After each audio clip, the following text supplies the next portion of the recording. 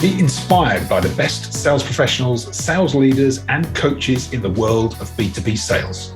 From IT services, medical devices, through to coaching and consulting companies, these principles will help you accelerate your sales performance and growth.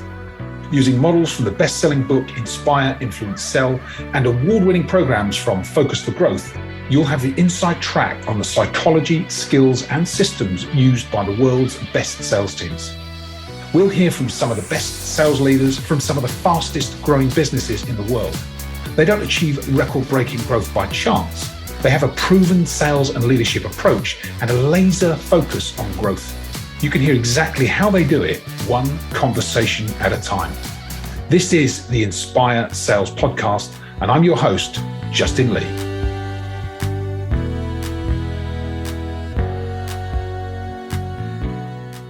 Welcome to this episode of the Inspire Sales Podcast. Today is a session that I ran, a conversation with a great sales leader called Chris Moore. And Chris is the national sales manager of a company called Acteon UK. He'll tell you more about that when you listen to the episode. But Chris and I have worked together for around 3 years now. And Chris is a brilliant sales manager. And the way that he has introduced and implemented the ideas and concepts of leadership coaching to the way that he guides, coaches, and develops his team is really, really inspirational. And you'll see that this session is a recording of a live workshop. So there's Q&A, questions from people who have attended the session live. And it's just a brilliant conversation with lots of different insights. So I hope you enjoy this conversation with Chris, and I'll hold us up no longer. Let's get straight into it. And first things first, huge thanks to Chris for agreeing to do this morning. It's not an easy thing to do, but I was really delighted when Chris agreed when I spoke to him. I think it was a couple of weeks ago, Chris, wasn't it, about doing this? And just coincidentally, Chris and I were together yesterday. I was with you and your team yesterday afternoon, or yesterday morning, Chris, wasn't I? And we had a really good session on. We were talking about kind of presentation skills and how we improve presentations, and it was a pretty live session where the team were presenting back. But Chris, before we get into the conversation, are you okay just to do a bit of a kind of history, bit of your background, that kind of thing? Yeah. So I work for Acteon. We're a medtech, French medtech company. So we're global, and we manufacture equipment, X-ray, handheld devices, and a whole array of things for the medical, dental, and veterinary sector. So we're global, and we run the UK arm of the business. Prior to that, so I've worked for the business now for about 3.5 years. Prior to that, I worked for Henry Schein, which are a big dental distributor. And they're also global. Worked for those guys for about 8 years. And then before that, I lived in Australia for 10 years and worked in the dental industry over there, doing a product management role for where I covered Australia and New Zealand. So looking after quite similar products, but from a different manufacturer. Wow. Yeah.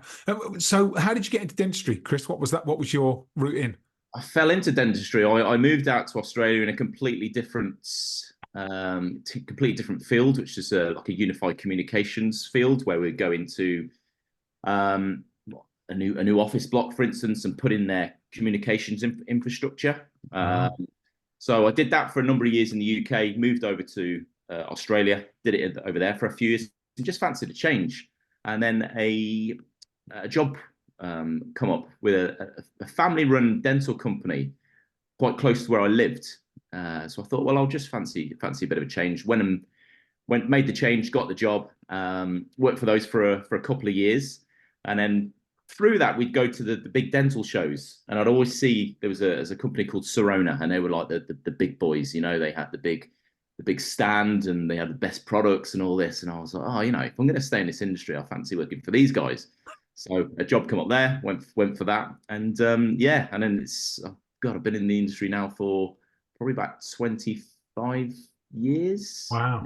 Yeah. Well, it's been a long time anyway. Probably feels like 50 years, but yeah, it's been a long time. And that's, so you're what, sales, marketing, that's kind of the background. That's where you've worked all that time, right?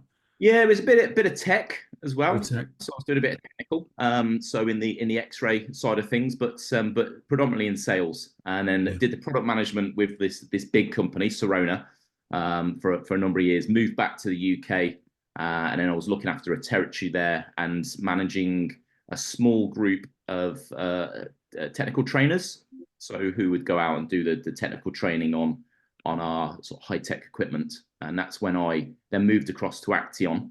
So I've known Stancy, who's the commercial director, who runs the business over here for quite some time. And she just, she said there's a position opening. I think it'd be a good fit. So then I moved over to Acteon. And that's about 3 and a bit years ago, Chris. Yeah. Yeah. Okay. And that's when we first met, isn't it? It is. Yeah. Yes. When we first met, I came on board, and shortly after they made the sales management role, because she'd been wearing a lot of hats over a number of years, did a great job, built the business up substantially. But then we kind of got to the point where we needed a bit of structure in place because the sales team had expanded. So we wanted to offer the sales guys, because some of the people that came into the business in the sales capacity wasn't from a sales background. So they were clinical. So they come in and speak to a customer on a clinical basis, and they were fantastic, but you need that sales element there. And that's when we looked around, we stumbled upon Justin, thankfully. And then we engaged Justin in his services to come in and initially do a sales course for us and the team, which was fantastic. And the guys still, they still work off a load of those principles today, which really do help. And then on the back of that, we and I might be racing ahead here, but then we re-engaged. We always stayed in touch, and we re-engaged Justin to come in and do a sales management or leadership course for myself and Stancy. And then one of the guys I think he's on one at the moment, isn't he, Kevin? That's right. So. Yeah, Kevin's on it at the moment. Yes, that's right, Chris. Yeah, it's good. So you were in a sales role. How long were you in the business in the sales role before you went to sales manager? Not that long. It wasn't that long, no. Probably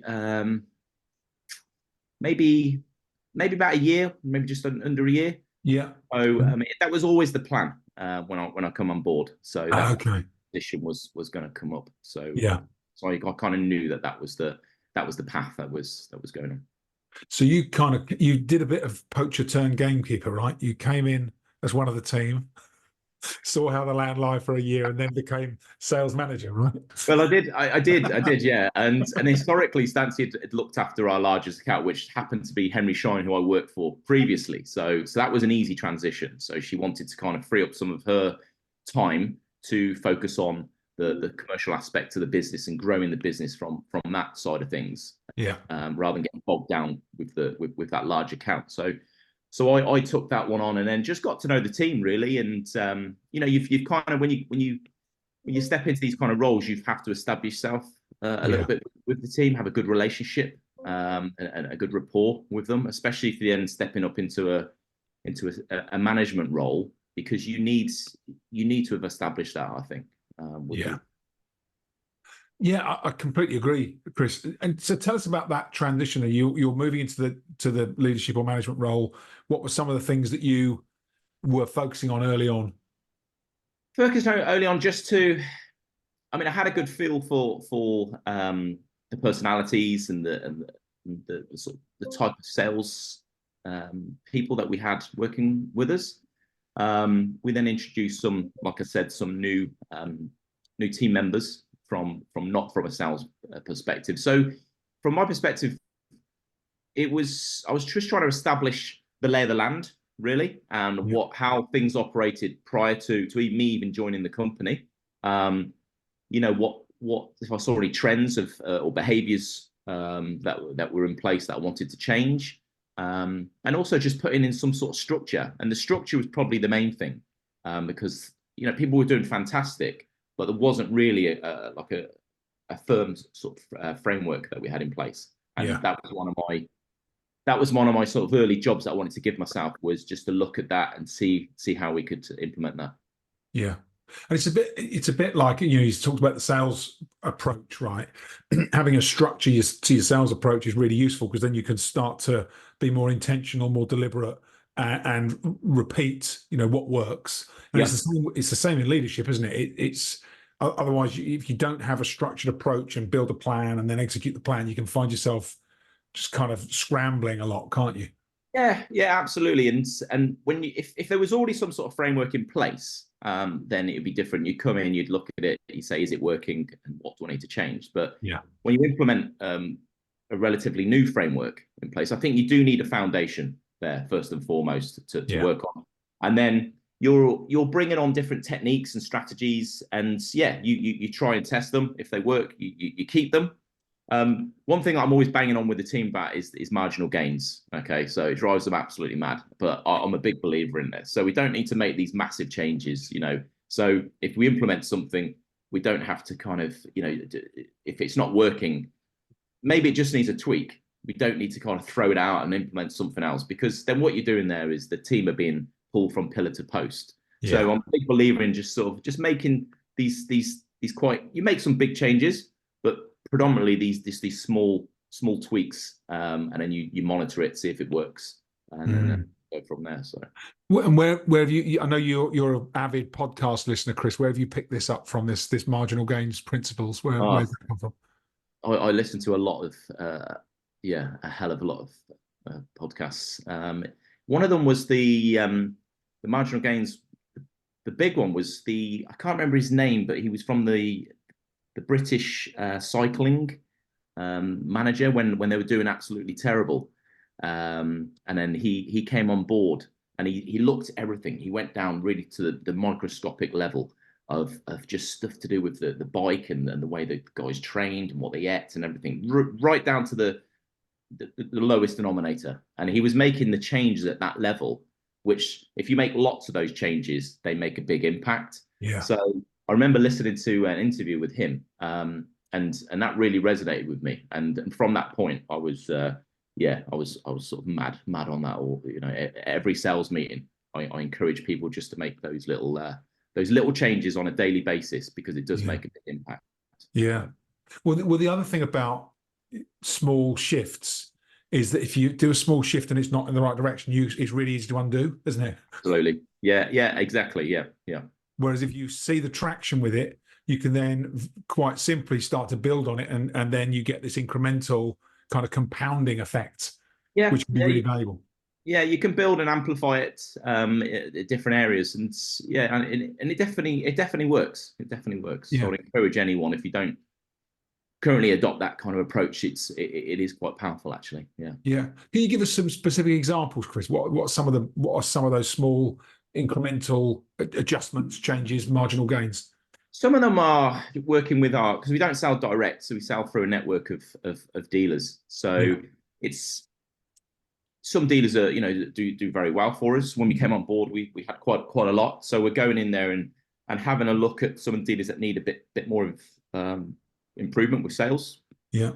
We're just looking across the board. You know, we're looking at a microscopic level of how they operate. So one thing I tasked the team with is go in and really understand. Don't just say, oh well, I've got 5 accounts that I look after, and I'll just, you know, I touch base with them every now and again. I said, what you need to do is you need to have a little reset, go in there and really learn about them as a business. So get to know every person in there, get to know what all the roles do, how they all tick, how they all interact, how they operate, how they do marketing, how they what their approach to the customer is. So I wanted to kind of really understand all of that.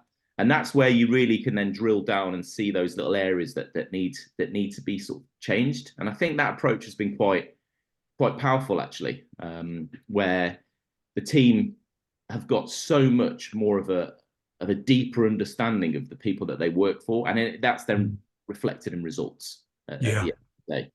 Yeah. So it's looking at that. It's looking at stuff to do like even websites. You know, looking at their websites, how we represent it on their website. So it's across the board. So we look at. I feel that we see little blind spots, and that gives us a bit of an advantage. And that's just because we've adopted that mentality. Yeah. So actually getting under the skin of your partner, distributor, customer. And I know you deal with some of the larger businesses as well, or larger, you know, dental businesses, medical businesses. So the same principle for that, right? Just getting closer to the customer, understanding more about them. Yeah, it's exactly the same as it's the same approach whether it's small or large. Obviously, with the larger one, they're a bit more of a bigger machine, so you need to understand a bit more about how they tick. You know, they've got several different teams. You know, they might have pods of teams that work together that sell certain sector products, and then they'll in turn will work in bigger pods. So it's how they all interact, and you've really got to get a deep understanding of that. But in my opinion, the more you understand about the people that you're selling to, which in effect is them, the better results you can get. So I'm quite passionate about that, and I think the team have, you know, they've established really firm relationships with the dealers that they interact with, and then that builds the trust, it builds rapport with you and them, and then it's reflected in the business. So we're, you know, if their business is growing, then our business is growing. It's simple as that. Yeah, no, it's good. You're absolutely right. With dealers and partners, it's important to get that understanding, isn't it? That they've got to grow for you to grow. And I know it sounds really obvious, but sometimes we can overlook that. Matt on the chat has said it's Dave Brailsford. Is that right? Dave Brailsford. Oh, yes. Yeah. Incremental gains. Thank you. Yeah, thank you, Matt. Well done. Excellent. There you go, Dave Brailsford, if anybody wants to look him up. So, Chris, you moved into this sales manager's role. I'm interested because you might have had a similar experience to me. What surprised you when you moved into the sales management role? What surprises came up? The surprises that come up is you've kind of got to change perspective. I think if you're going from doing a normal territory manager role or a sales role, that's kind of your primary focus. Thankfully, with the businesses that I've worked in before, I've always kept a kind of keen interest on just on the overall business. I want to see the business as a whole succeed. So, but the surprising aspects are just, you know, you've got to have a different perspective on things. Really, you've got to see things for more of the helicopter approach, looking down rather than a siloed approach of you just kind of working in your bubble. So that was just I had to just make an adaptation there, but it's one I wanted to make, you know, because it meant I was more ingrained in the business. Yeah. So it was more the strategy rather than tactics, right? Rather than operational. It was starting to think about, okay, what's the direction that you need the business to go in? How do you start to look further into the future rather than just thinking month to month? Yeah, absolutely. And, you know, over here, we're obviously part of a bigger group, but we've got a pretty flat organization. We've got Stancy at the top, and then we've got a layer of a couple of managers there, and then the rest of the team. But then they're in their different sort of departments. So that makes it easy as well. So we haven't got I didn't have a chain of people I needed to go through if I needed decisions being made, which I couldn't make myself. So that definitely helps. It means we can be quite dynamic and make quick changes. Yeah.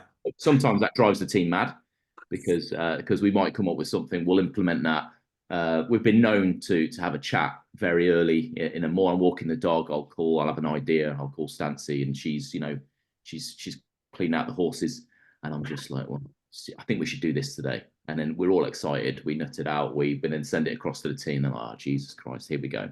We've got to kind of adopt this. So we have to kind of give that a bit of we have to be aware of that and pull the reins back a little bit. So yeah, you working with you and Stancy and the team, I know you guys are really good operators. So as soon as you have something, as soon as we discuss something, you're on it. You roll it out that same week. We do move very quickly on things. I mean, I like to think we do.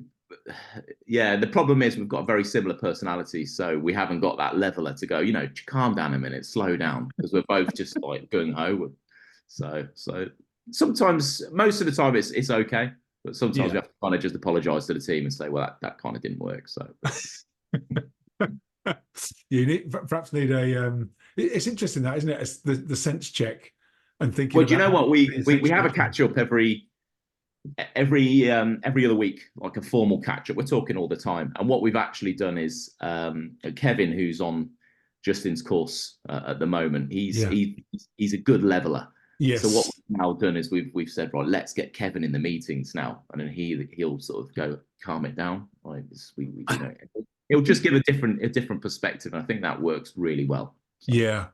Kevin is very calm, isn't he? As you say, he's perhaps the antidote to you and Stancy's Yeah. energy. Yeah. Yes. Yeah. Very good, very good, very good. So you're kind of, it's interesting, isn't it? Because even as leaders with a lot of experience, you're still kind of having to make these adjustments and fine tuning all the time, aren't you? Yeah, yeah. You're constantly thinking about the business, and you'll. Mm. I think that's a real big plus. It's if you can be quite dynamic within the business. Obviously, you don't want to be making changes constantly, but if you're always thinking, I'm always kind of assessing how to do things more streamlined, like Yeah. constant. So, I really do encourage the team to do that also. So I'll always look at a process and say, is that the easiest, or is that the most streamlined or the most efficient way of doing things? I'm constantly doing that, and if it's not, I'll try and make a change. And it can be with anything. It can just be the way we're doing some marketing, or it could be some sort of internal structure. I'm like, we could do that a lot quicker and a lot easier. So I'm Yeah. constantly monitoring. That's just built into me, really. So Yeah. that's There's a quote, and I can't remember who said it, about the value of lazy people in your business, because they'll always find the quickest way to do something. yeah, yeah. It might have been a Bill Gates quote, but it was about harnessing every element of every different type of person in your business, and in particular lazy people, because they will find the shortest, easiest way to do it. Absolutely, Absolutely. we should have more Yeah. teenagers in the workplace, right? Well, not too many. No, not too many. Otherwise, nothing would get done. Yeah. But I think that helps, and that match with being able to make dynamic changes works quite well. So if you do spot something that can, that we can find a better way to do something, often we can remedy that really quick. It doesn't have to be this long-winded discussion. It doesn't have to go up the chain. We can make that sort of local decision and change. So and I would hope that over the last 3.5 years that I've been with the business, that that it's in a better spot.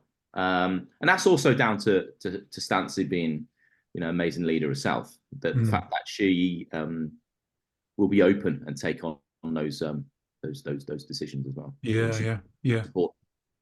Yeah. You talk, Chris, about the importance of having like a structured approach.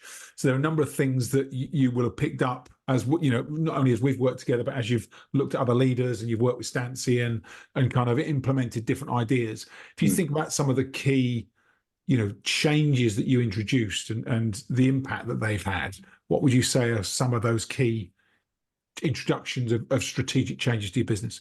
Well, to do with structure, it's just quite simple things, really. Just having regular catch-ups with the team. So I speak to them all the time, but then we have a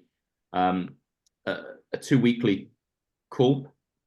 So every couple of weeks, I have a formal catch-up with the guys. It could be half an hour, it could be an hour, where we'll talk about just a whole array of subjects which they want to kind of talk about, and we get anything off the chest. It's all it's like your course is very sort of confidential, so anything they want to talk about, we can. Any areas of if they've got any requests or any needs, I'm there to help. So we do that formally, and then every month we'll have a sales meeting. So we always make sure that happens and everyone attends. We've got people all around the country, so it used to be face to face every month, but every quarter we'll meet face to face, and then the other 2 months we'll do via Teams. Yeah, and I think that helps as well, and it keeps them engaged. I will do a very brief business performance update at the start, but then it's just about the team, and we try and mix it up. So I'll give them some subjects that I want them to cover in their presentations. So they'll come and present the numbers of how their dealers are doing, and there'll be a load of other things that I want them to feedback on. And often I'll throw new ones in there every month, so just to kind of keep it fresh. And also we've just introduced, where once we've done that, we've got some other business updates from our training team, and also from Kevin, who works in the technical side of things. And I think it's good to get everyone together, because then you just get a really good good broad knowledge of what's going on within the business. So, and with that structure, I think it works quite well. And then obviously we'll probably come on to this anyway, but it was something that we got from yourself, which was the 133, which I adapted. Yeah. I'd love to talk a bit more about that, Chris, because so the regular cadence of catch-ups, having an agenda on that, bringing your team together on a regular basis, all of these things seem like obvious things to do. They do, but And you'd be it's really amazed interesting. how that people don't do. Yeah, I completely agree. It's very often when I'm working with new clients, and and to be honest with you, before I had the structure of a large organization that I work for, when these things are optional, they tend to get left behind. 100%. So that tends to be one of the easiest things to either cancel or not reschedule or not get in place is that regular cadence of catch-ups with your teams. But it makes such a difference, because even those people where you think, oh well, that person's absolutely firing on all cylinders, they're okay, I can leave them alone. Actually, they're the people you also want to be coaching, so that they not only maintain that momentum but even accelerate further.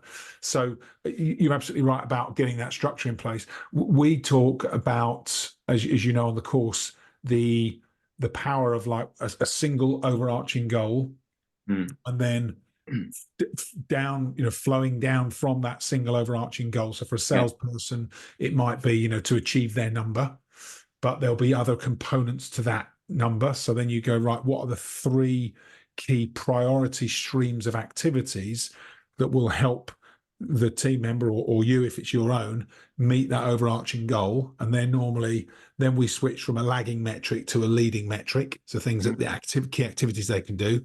And then normally, so you go 1, 3, and then the 3 after that is the 3 key activities. And I know you built yours out to be a 1-3-5, but I'd love to hear a bit more about how you built that out, and then what you're doing with it on a regular basis, Chris, and the impact that you think it's had.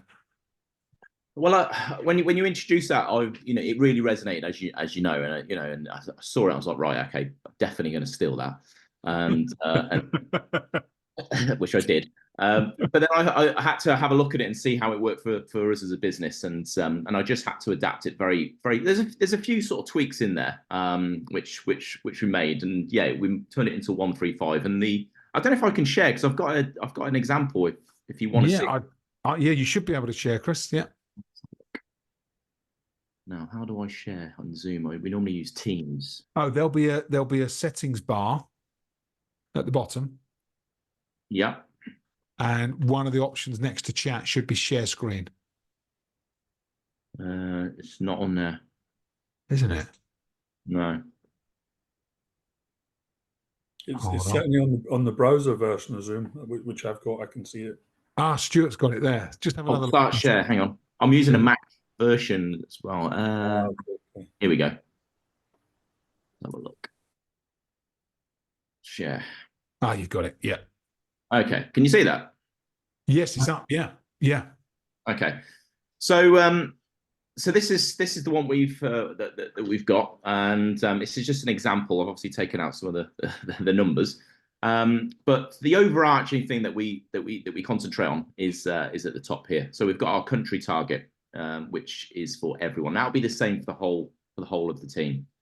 And then we've got the margin for how many key dealers that they look after. So for this individual, they've got 3 key dealers, but then they've got other things that they do within the business. So their sales job, they do a part sales job, part trainer job. So because again, they're clinical. Yeah. And then we weight that. So at the top, we give that 30%, and I'll explain how that works in a sec. And then below here, we've got our annual target for the key dealers. So we'd have 3 in there, and we weight that at 10% each. And then we've got to support the 3. So we've got 3 of our big national dealers. And again, that would be the same for all the sales team. So we put a number in there we want to achieve, and then we monitor that over the quarters. And then we drop down into so that'd be the 1, and then we've got the 3 priorities, and then within those we've got the 5 key areas. So we've got sales growth and margin, okay, which we need to achieve. So hit monthly target for key dealers, ensure dealers understand the full workflow, support, etc. Help develop and grow educational programs. So this is unique to this individual person. Yeah. So we'll adapt these to the different team members. So each team member will have a slightly different. There'll be some that will be the same, like I mentioned at the top with the numbers. And then we've got the dealer management. So these are tasks that they need to achieve for the dealer management. And throughout the quarter, you know, we're catching up all the time. I get a good feel. I speak to the dealers of how they're getting on. So I do have a firm grasp of where they're at with all of this. And then finally, we've got the self-management down here. So that's just doing expenses, making sure that we've got, you know, keeping Salesforce, which is what we use, updated, respecting deadlines that we set, so the upper management set, and then having a monthly think tank on how we can, there we go, you can see their marginal gains on how we can improve the business. So I get them to incorporate that every month into their sales presentations. So I always say, right, go for everything. There'll probably be, I don't know, 5 or 6 things I want them to cover on there. And one of them always will be, come up with 2 or 3 things that you can do to improve for the next month. Okay. So and I think it's a good exercise to have, because it keeps people thinking always about how they can improve things. And then the bottom one there is adhering to our team contract and group mission. And the contracting actually was another thing we got from Justin with the team. So we implemented that a while ago.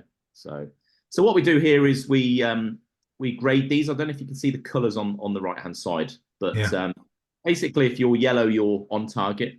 If you're green, you're exceeding target, and if you're red, you're falling behind. So I'll have a formal meeting with the guys every quarter to go through this. Okay. And then this is reflected in the weighting. So if they go through the whole 4 quarters and it's all yellow, they'll get the 15%. If they've got a green in there, what we do is we give an extra 0.5% on top. And if it's red, we take away 0.5%. And then at the end of the year, that gives us an overall percentage. So what that means is at the end of the year, they might have actually exceeded the 100%, which is then reflected in bonuses that gets distributed to the team. Chris, can I ask a question? Sorry to interrupt. Of course, yeah. So there's 15%, but you take off only half a percent per quarter if they're not on target. That's correct. Yeah. So it means over the year you only deduct 2% off of the 15. So the minimum they can get is 13%. Yeah, but well, so this is the thing. So if their overall percentages at the end of the year fall below, I think it's 90%, there's no bonus. Okay. So it has to be above 90% at the end of the year, but it could be quite a bit above 90%, as you can see. So if they've got greens across the board, and what we often find is, you know, there might be some areas that you know that they can improve. So that one of these sectors might be red. So that's what we really focus on. And very rarely will we get to that next quarter and that be red again. You know, it'll be green, or it'll be at least yellow. So it works quite well. I guess just on face value, what I'm saying here though is, you know, you've got 2 of the most heavily weighted targets, and clearly they're important. You know, the country target and margin's always a big thing. And I should say I'm a finance guy, by the way. Okay, right. Yeah. So it's always even more important for me. But it means that if they've underperformed for the whole year, if you've not achieved the country target, if they've not achieved the margins, then they're still getting 13% towards their bonus of the 90%. It seems like they're still getting a lot for potentially underperformed the whole year. Well, you're a hard taskmaster. I'd say that to start off with. No, I do a lot. Yeah, I'm with you. So with you got to remember, with the country targets and the margins for the three key dealers, we've got that. We've all got that across the board. So anyone remotely in sales has that target. So it's in all our best interests to raise that up. So this will look the same for everybody going forward. So that's the team target, Chris. The top two numbers are team targets. Team targets, yeah. Okay, my apologies. That's different. No, that's all right. And so these targets down here will be individual to that person. Yeah. Okay. And then what we do is we get the 3 targets for the 3 big nationals. So that'll be X million. Okay. And then we'll divide that by 6. Okay. And then divide that again by 4. And then that is a number that goes in here. So again, it will be the same. That will be across the board as well. Yeah. Everything is individual. And it makes sense with the individual ones, given it's only 2%. If you lose 0.5% per quarter, if they've underperformed for the whole year, you get 0. Yeah, exactly. And that makes more sense now. Sorry, yeah. Thank you. No, that's all right. That's all right. Yeah, no, good sense check question, Stuart. Thank you. Yeah, 100%. Yeah, very good. The good thing is, there's a lot of work. I could have changed it by 11 and then rolled it out. So, based on your feedback, I've changed.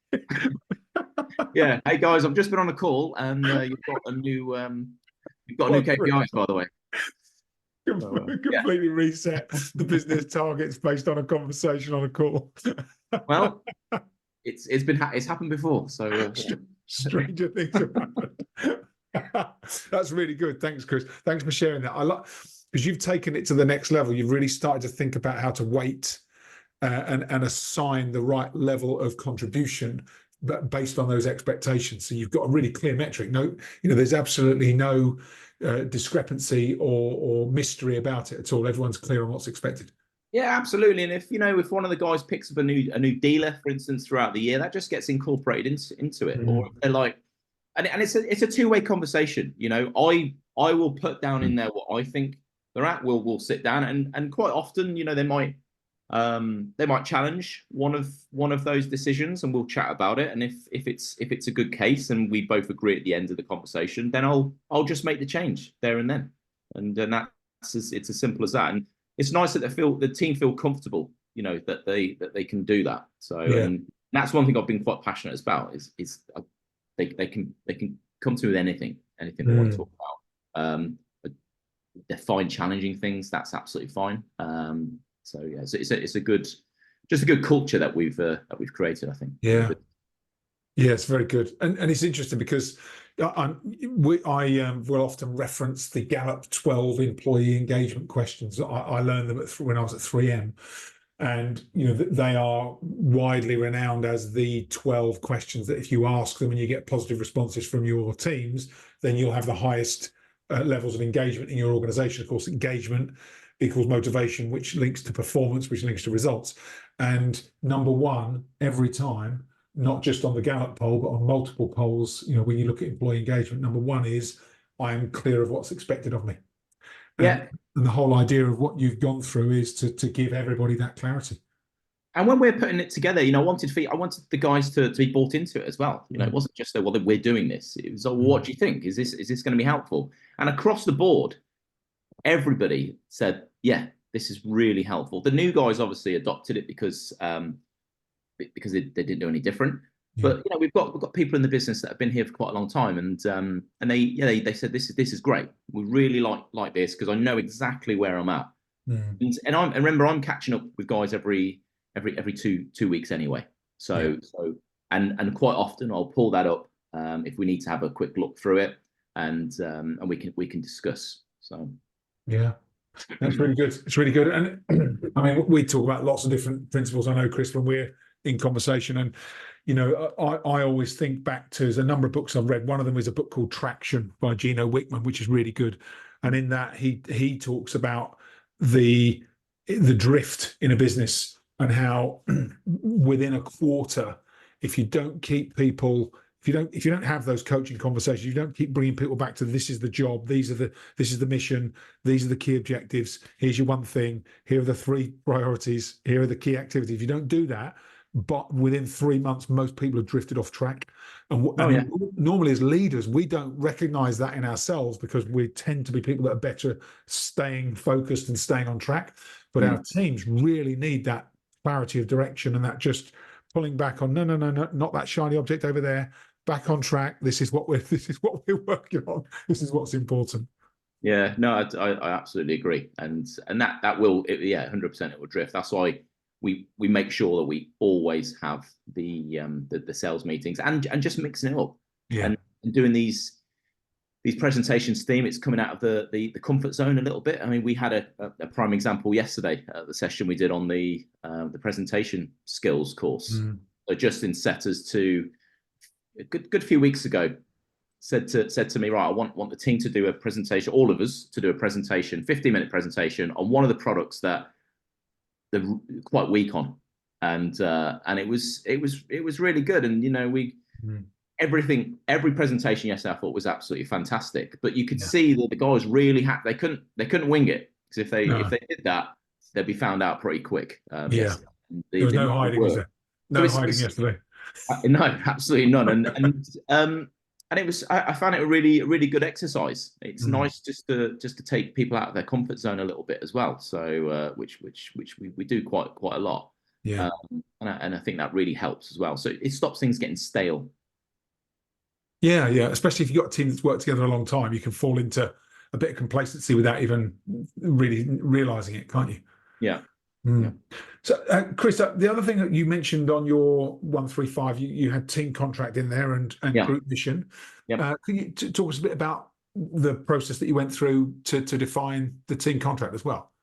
So we wanted to implement a team contract, which was across the board. Obviously, we've got group missions, which is normally set by the mothership and passed down, and and then you kind of adopt that. But we really wanted something local.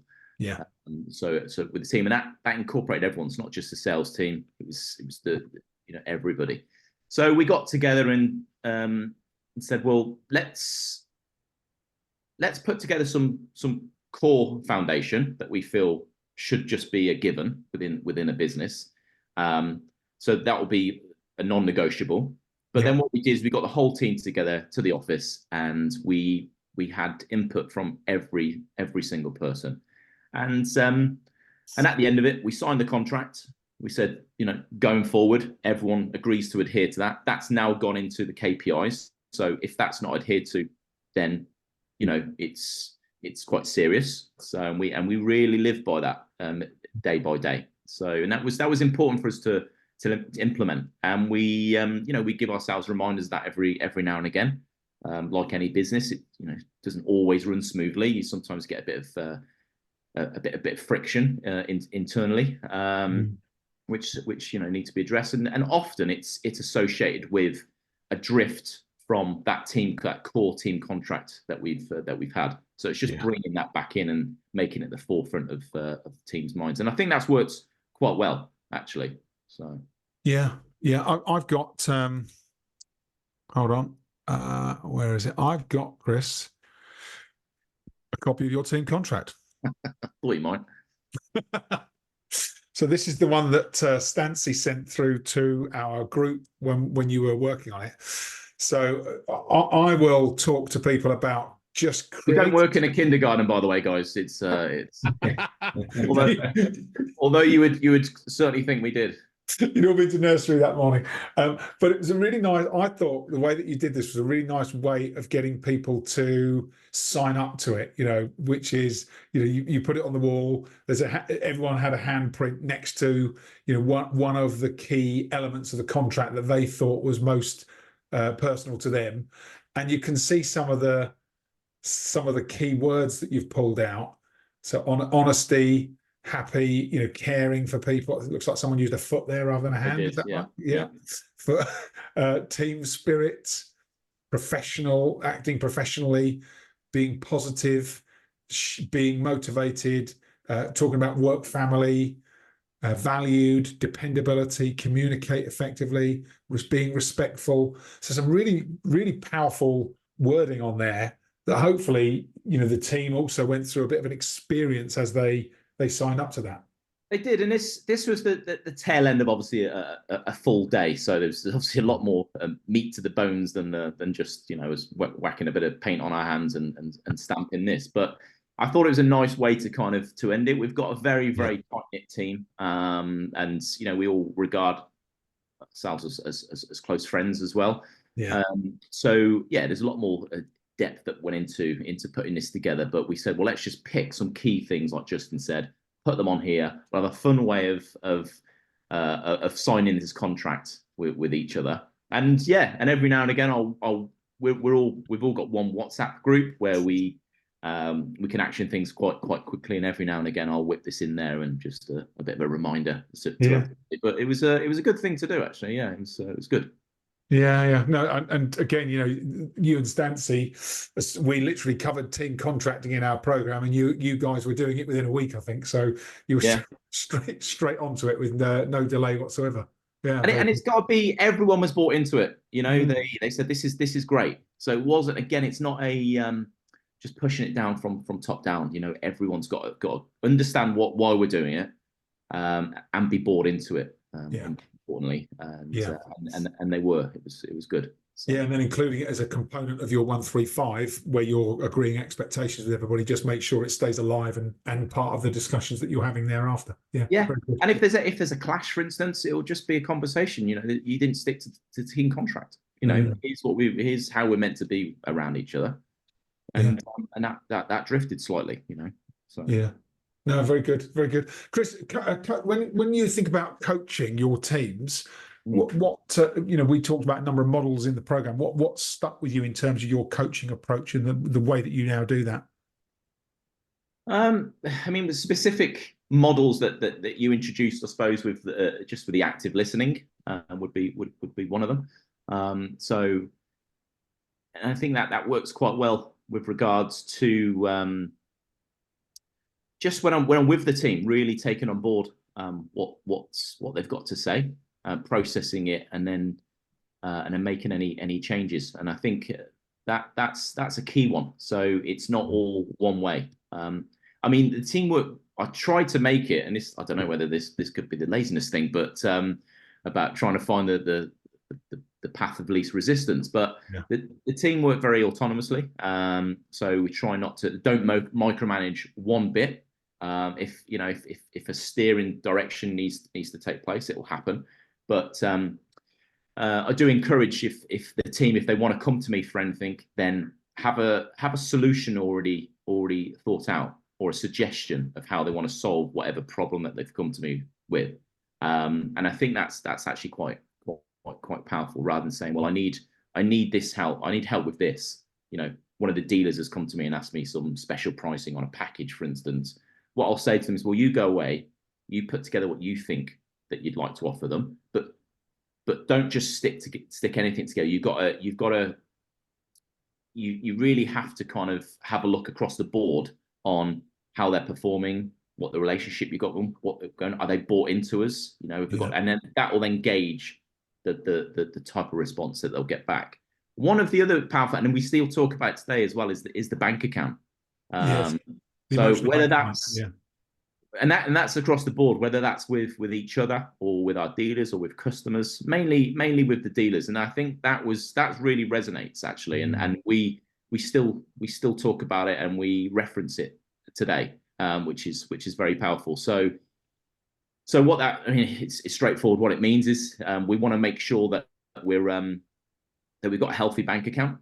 So if we use the dealers, for instance, that we want to kind of go out of our way to put credits, in the bank for them. So when we want to ask for something back in return, the credits are already there. And that was actually a really, I know it's straightforward, but it's sometimes, well, a lot of time it's not adhered to, whichever way you want to conceptualize it. But the bank account, I thought, was very powerful, actually. Yeah. Well, it gives you confidence to make requests and start to be a bit more challenging to some of the partners that you're working with, doesn't it? Because otherwise, I used to have one of the general managers I worked for years and years ago used to say, we need to be careful that the tail doesn't wag the dog. As a supplier into a market through a dealer, you just need to be careful that actually the dealer doesn't have more control over the situation than you do. And by making those investments, actually it allows you to take greater control of the relationship, doesn't it? Because you have the confidence to do it. And that's basis of some of the conversation. So if a member of the team will come to me and say, well, like I referenced earlier, that so-and-so dealer wants a package. I'll say, well, what's the bank account looking like? Talk to me about the bank account. and they'll say, right, okay, so I've been out there, I've done these training sessions with them, I've got them into the office, and they're really engaged. They've made some changes on the website. They've been doing lots of social stuff for us. Then yeah, okay, well, this is someone we want to help grow. So let's give them something special, kind of thing. So, but it could be the other way around, where, well, I don't get any responses to any emails, any phone calls, etc. So okay, so you've deposited lots, got nothing back. So that's in a different conversation. So, and that's in a conversation you have with the dealer. Yeah, it's like you may use that terminology. It's like, well, we're really putting credits in with you guys here, but we're not getting anything back. How do we change that? Yeah. To make that better. Yeah, and that's the importance. You talk about reviews with your team. It's the importance of strategic reviews with key partners and customers, because in those reviews you're able to then say, look, here are all the things we've done for you over the last quarter, 6 months, year. Pick your time frame, and then you can start to talk about some of the outstanding issues, some of the non-responses, perhaps some of the their gaps in performance, and correlate the two and say, how do we address this, because we can't keep making these investments in your business if we don't see the return. Yeah, absolutely, and that filters down to the team as well. If you're in that sales management role, you got to make sure that you're making deposits as well, so the team know that they're covered, that you've got their back, anything they need, that you're there for them. And then if you make a request on them to make a bit of a performance change, then they feel obliged to do that, because because the bank account's looking healthy. Yeah, it's good, isn't it? It's a great analogy. I'm conscious we're at 5 to 10. I don't want to. I want to try and give people a bit of time before we get to our 10 o'clock, because I'm sure you've all got a 10 o'clock pending. So I'll just open it up. Brian, Stuart, Matt, anything you'd like to pick Chris's brains about? Anything he's talked about, or anything different that you want to just ask him to comment on? So I guess the only question from me is relating to this bank account idea, and Justin, I hope it's the same type of bank account as we talked about a number of years ago. That's right. Yeah. One of the problems I found with using that as a method to manage the team, so not necessarily a dealer, but there'll be similarities, is whenever you were nice, the first thing they would say is, are you genuinely nice, or are you just putting this into the bank? Right. Okay. Yeah. Wow. And I guess it's probably linked to being an authentic leader and things like that. I mean, Justin, again, you met with myself and the senior management team here, and it was some of the reactions from them afterwards, probably because it was still fresh in the brain, fresh in the mind. But Chris, I wonder if you came across any of this type of thing and how you dealt with it. So with regards to the bank, that's predominantly used with the dealers. To be honest, I very rarely will reference that with the team. If when I made reference to it with the team, it's more me just making sure I'm being a decent manager and trying to this stuff should be bread and butter anyway. That you're trying to do all you can always for the team. And then in return, you're not being as black and white as that, but you would hope that in return you get something back from them. So the bank account predominantly is used with our dealers. So it's just a gauge to see where we're at with that. And I think it is quite powerful, actually, because when you change your mindset, when we changed our mindset when we looked at the dealers with that, it actually highlighted some of the guys we've been working with for quite a long time, and we weren't seeing much back. And we were like, well, hang on, we're not really, and we've been making lots of deposits, and we're not getting much back, and that then triggers those conversations. So I don't use that methodology with the team, and for those reasons. Yeah, I would say my answer, I think, Stuart, would be that it's not mutually exclusive. So it doesn't have to be one or the other. Perhaps it's both. Perhaps I'm doing it because genuinely I want to do something that's the right thing to do. The answer for me to and that was the case, but there was always the running joke for a few months. And I guess ultimately we do it now in everyday life, but we don't actually refer to the bank account. Of course. In our mindset in our minds, our mindset has changed, and so we probably do it more unconsciously. But straight away after the session we had, a number of years ago now, for the first few months, every time you smiled at someone, they'll say, "What do you want? What are you trying to bank now?" But part of that, Justin, could also be like the business I'm in. There's a number of people that have been here for 20, 25 years. And I was the newcomer 5 years ago. So and nowadays things are working very good. So Can I just add as well? I mean, over time, obviously, naturally, just human nature, you're going to get to know your team. They're going to get to know you. You build that rapport, and they get to know your personality. So that kind of, I suppose that crude reference of a bank account when we're talking to your team just falls away. It doesn't matter, because the team should know you, and you should know the team. And they should see the authenticity there. Agreed. But good discussion, because sometimes you very often we'll meet people who are highly skeptical of these things, and so actually having a way to navigate it is also important. I would also say that links back to your contracting conversation with them about, what's the commitment we make to each other? How do we make sure that our conversations are positive and constructive for us, the business, and our relationships? So it's not I think it is a bit of art and science, isn't it? There's no kind of, sometimes there's no clear lines of delineation. There's these overlapping boundaries that we have to deal with, but that's part of leadership, right? It's not always as cut and dried as we'd like it to be. Chris, I'm going to say a huge thanks to you for joining me this morning. It's gone really quickly this last hour. Huge thanks, Brian and Matt, for joining us and listening in as well. I hope you found it useful and that you've had some key insights that you can take away yourselves as well. And Chris, wish you every future success with the team, and I know I'm sure we'll be working together again in the future as well. Yeah, no problem. Thanks, guys. I hope you enjoyed that conversation with Chris Moore and the questions and answers that we developed and explored throughout that conversation. If you would like to know more about how to take your coaching leadership approach, if you'd like to learn how to perhaps stop being so directive and start coaching, I'd love to have a conversation with you. Feel free to reach out to me, and I hope that you're enjoying the full episodes. If you haven't had the chance to listen to all of the Inspire Sales podcast, do work back through the back catalogue. There's so many great conversations, so many great insights, so much to learn from the business leaders that we speak to on a regular basis. Wishing you every success with your leadership journey, and see you on the next episode.